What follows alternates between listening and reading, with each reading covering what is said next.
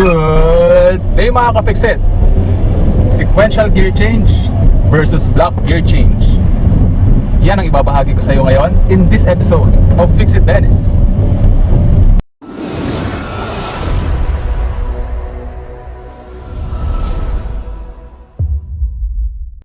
So ang sequential gear change mga ka-Fixit, sa mga hindi pa nakakaalam, sequential means following in logical order or sequence. Ibig sabihin, meron tamang pattern sa pagpapalit ng gear. So, syempre, sa pagpapalit ng gear on upshifting, so mauuna yung 1, primera, then segunda, tercera, kwarta, quinta, kung may 6ta ka, di hanggang 6ta. Then, kapag downshifting naman, sunod-sunod din, kung nasa 5th gear ka, inilipat mo sa 4th, then sa 3rd, 2nd, then sa 1st. Ganun po yung sequential gear shifting.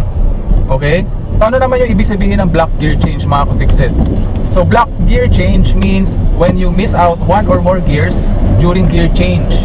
So ibig sabihin meron tayong ini-skip na gear during block gear change. So one or more, ibig sabihin pwedeng isa, pwedeng dalawa, pwedeng tatlo. So meaning halimbawa, magda-downshift tayo from 3rd gear, pwede tayong mag-downshift to 1st, no? When we are slowing down and when we are completing our stop. Okay? So pwede rin naman from 4th to 2nd, then 4th to 1st, pwede rin naman 5th to 3rd, 5th to 2nd, 5th to 1st. So pwede tayong mag-skip ng one or more gears pagdating sa block gear change. So pagdating lamang dito sa block gear changing mga ka-Fixit, meron lang akong precaution dito, no? Kailangan yung ipapasok mong gear ay tama para dun sa kasalukuyang speed na tinatakbo ng iyong sasakyan. Kasi pagka nag-block gear change ka, sabihin na lamang natin from 5th to 3rd, yung speed ng sasakyan mo nasa 80 kilometers per hour pa, no? So masyadong mataas yung speed na yun para sa 3rd gear, at mabibigla yung 3rd gear mo. So pwede ma-damage yung iyong transmission, pati na rin yung iyong clutch assembly. Dahil pipilitin din ng iyong clutch assembly na i-rev match yung iyong engine tsaka yung transmission mo. Masyadong mataas yung nila, no? Masyadong mataas yung kanilang pagitan pagdating sa RPM. So magkakaroon ng unnecessary wear and tear yung iyong clutch lining sa loob ng iyong clutch assembly, pati na rin yung iba pang components ng iyong clutch assembly, no? At posible din na ma-damage yung iyong gearbox or yung iyong transmission. So mag-iingat ka kapag nagba-block gear change ka. Meron tayong mga tamang sinusunod na gear ratio, tsaka gear vehicle speed pagdating sa block gear change. Alam niyo ba mga ka-Fixit na kung nabuhay kayo ng 60s and 70s at nag-aral kayo magmaneho, ang ituturo sa inyo ng driving instructor is yung sequential gear shifting lamang, no? Kasi noong mga panahon na yon, hindi pa well developed ang automobile technology, no? Karamihan ng mga sasakyan ang ginagamit pa ay drum brake. So meron kasing fenomeno na tinatawag natin na brake fading. So ito yung humihina or nawawalan ng preno yung sasakyan kasi nag-overheat po yung preno, no?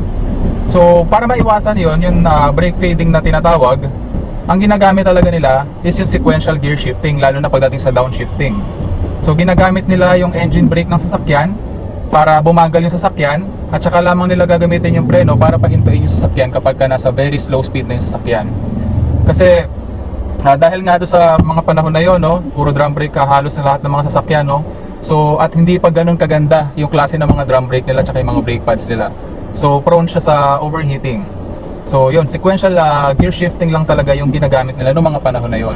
Pero over the years mga ka-Fixit, lalong-lalo na noong mga 1980s na, at karamihan ng mga sasakyan ay nagkakaroon na ng disc brake, lalo na sa unahan. Yung automobile technology talagang over the years ang laki ng in-improve, naging mas robust or mas matibay, no? Yung mga transmission tsaka yung mga clutch assembly and engine ng mga sasakyan over the years. Syempre dahil doon, nag-improve din yung way kung paano natin minamaneho yung ating sasakyan, kagaya na lamang ng block gear changing. So sa paggamit ng block gear change mga ka-Fixit, you're essentially doing less on your vehicle. Kasi nga dahil mag-i-skip ka ng gears, so nababawasan yung step. So halimbawa kung 5th gear ka, masyadong mabilis yung speed, no? Then you suddenly go to a slow moving traffic, so mag-i-slow down yung iyong sasakyan. So hindi mo nakakailanganing mag-clutch all the way down, then 4th gear, then bibitawan mo ulit yung clutch, then pag bumagal yung sasakyan, clutch all the way down ka na naman, then third gear, and so, dadaan ka ng second gear hanggang sa mapunta ka ng first gear. Mas napapanatili natin yung ating dalawang kamay sa ating manibela. So mas nakakapag-concentrate tayo sa ating pagmamaneho at yung attention natin nakafocus lang sa kalsada. So isa pa sa mga benefits ng block gear change, no? Although yung block gear change contributes sa wear and tear ng ating brake pads, no? It reduces wear and tear naman sa mga more expensive components ng ating sasakyan, like sa ating clutch assembly and sa ating gearbox or sa ating transmission. Kasi sa block gear change, mga ka-fixit, we do not have to shift through the gears, lalo na sa downshifting when we are going slow. So ibig sabihin, hindi natin masyadong gagamitin yung ating clutch and yung ating gearbox kapag nagpapa-slow down tayo ng ating sasakyan. So ang gagamitin natin ay yung ating brake pads to slow down and to, syempre, essentially stop the vehicle. So ibig sabihin nun, mga ka-fixit, more wear on the brake pads and less wear on the clutch assembly and the transmission. So di hamak naman po na mas murang palitan yung ating brake pads kumpara po sa ating clutch assembly and the ating transmission. So mga ka-fixit, wala naman pong problema sa sequential gear shifting or sequential gear change, no? As long as you do it properly. So dapat sa sequential gear change, nagsi-shift tayo sa tamang speed, no, ng ating sasakyan. Nagsi-shift tayo sa tamang speed na tinatakbo ng ating sasakyan. So kung upshift, dapat nasa tamang speed. Lalong-lalo na kapag downshifting, dapat kapag ipapasok natin yung particular gear sa sequential gear shifting, nasa tamang speed din yung ating sasakyan bago natin ipasok yung speed, bago natin ipasok yung gear. Nagkakaroon lamang ng problema yung sequential gear shifting kapag mali po yung gear na ipapasok natin sa kasalukuyang speed na tinatakbo ng ating sasakyan.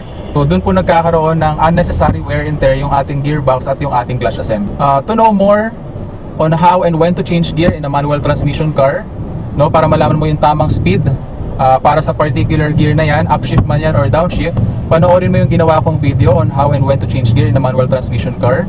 Ilalagay ko yung link ng video na yun sa upper right portion ng video na to at sa link below para mapanood mo.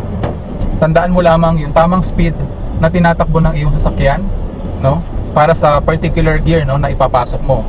So dapat match yan. Kung hindi man match, meron lang silang kaunting difference pagdating sa RPM.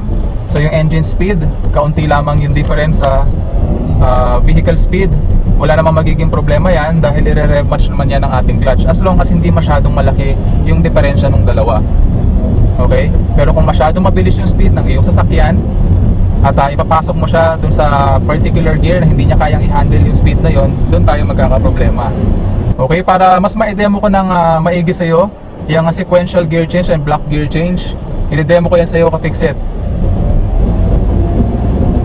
So ayan, nasa Segunda ako, mga ka-fixit, at 2,500 RPM. So isi-shift ko siya sa third gear. So isi-shift ko siya sa third gear. So sequential gear shifting tayo, ibig sabihin sunod-sunod, in order or in sequence. Ayan, nasa third gear tayo, mga ka-fixit. So pag medyo bumagal yung mga takbo ng mga sasakyan, so ang gagawin ko, magsi-second gear ako.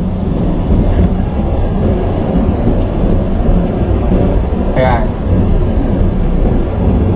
Pero dahil bumibilis ulit, magta-third gear ulit ako. At dahil we are coming into an intersection or a footbridge, babagal yan. So magbabagal tayo at tayo ay magkakamute ng second gear.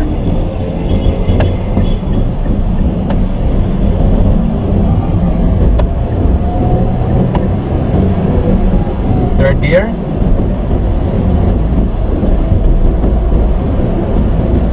And to fourth gear. So kung mapapansin ninyo, ka-fixit, nag-shift ako during 2,000 and 2,500 RPM lamang. So third gear. And medyo bumagal pa, so second gear. Yeah, so dinadaanan natin lahat ng dinadaanan natin yung mga gears in a sequence or in order, mga ka-fixit. So yan yung sequential gear shifting.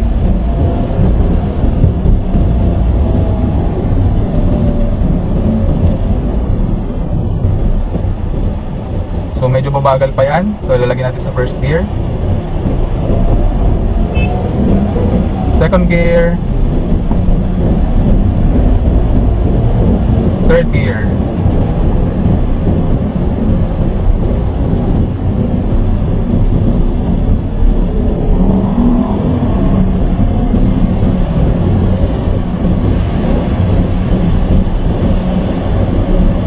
and the fourth gear.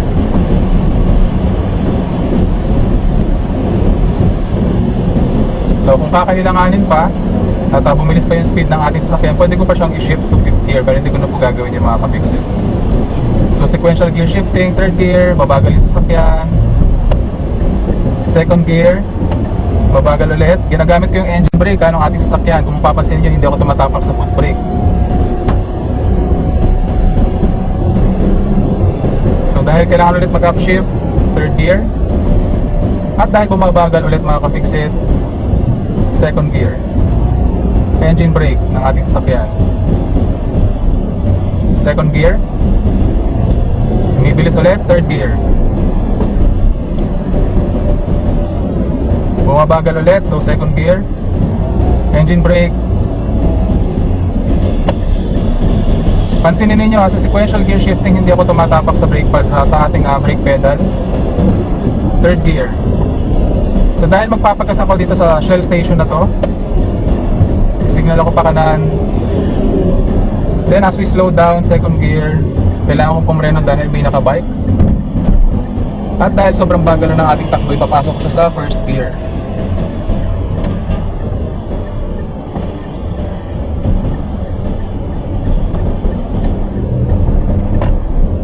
And as we come to a complete stop mga ka-fixit, dahil sobrang bagal na ng takbo, clutch all the way down, then brakes, brake pedal, put it in neutral, clutch release, then handbrake.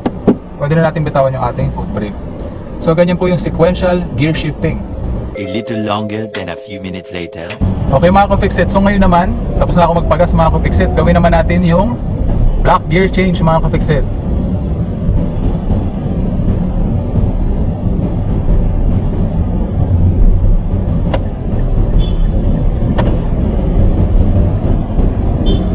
So gawin natin siya sa upshift, block gear change. No? Gusto ko lang ipakita sa inyo. So second gear, medyo itataas natin yung RPM, no? Block gear change tayo to fourth gear. So hindi ko na tinaanan yung third gear mga ka-fixit kasi masyado nang mataas yung speed ng sasakyan para sa third gear. So diniretso ko siya ng fourth gear. So ginawa ko lamang yun mga ka-fixit para lamang ma-demo sa inyo. Although hindi ko yun nire-recommend na gawin mga ka-fixit during up change. So kapag nag-gear change kayo during upshift, wag nyo na lamang gawin yung block gear change mga ka-fixit. No? During emergency situation lamang, kapag halimbawa nakalimutan ninyong mag-gear change, no? Para doon sa kasunod na gear, so pwede nyo siyang idiretso doon sa kasunod na gear. So pagkaya nung ginawa kong example, second to fourth gear mga ka-fixit. So mas mararamdaman mo yung benefit ng block gear change during downshifting. Wala kang masyadong magigain kapag during upshift mga ka-fixit. So mas nire-recommend ko kapag upshifting yung sequential gear shifting. So dapat sunod-sunod yun, daanan mo lahat ng gear. Okay? So fourth gear tayo mga ka-fixit. Magba-block gear change ako to second gear dahil masyado na mabagal yung ating takbo. So in-skip ko yung third gear mga ka-fixit.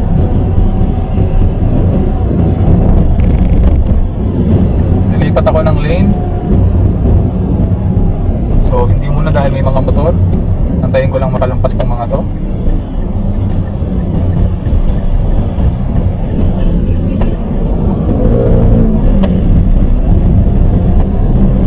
Third gear.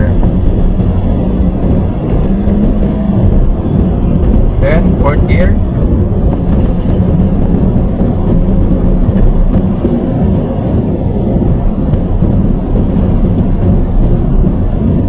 Okay, pansinin nyo as we slow down, ginagamit ko yung engine brake ng fourth gear So as we come to a slow moving traffic mga ka-fixit, ang gagawin ko, pepreno ako. Then pag nag-slow down na yung vehicle, ayan, around 20 kilometers per hour, mag-shift ako to second gear. Okay? So from fourth gear, nag-block gear change ako to second gear. Kung mapapansin niyo, hindi na ako tumaan ng third gear, so na-skip na natin yung third gear at nabawasan yung ginawa natin na steps sa pagda-downshift ng ating sasakyan. So kung maaalala ninyo kanina nung ginagawa ko yung sequential gear shifting during downshifting, so dinadaanan talaga natin lahat ng gears. So mas marami akong steps na ginagawa sa aking sasakyan. Pero during the downshifting sa block gear change, so kumunti yung steps na yun at mas nakapag-concentrate ako sa paghawak sa aking manubela at sa kalsada.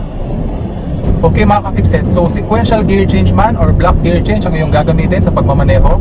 Be a responsible driver and drive safe. At kagaya ng palagi kong sinasabi, palaging tatandaan na walang sino man ang pinanganak na magaling. Kailangan natin ng sapat na panahon at pagsasanay upang maging magaling tayo sa anumang bagay.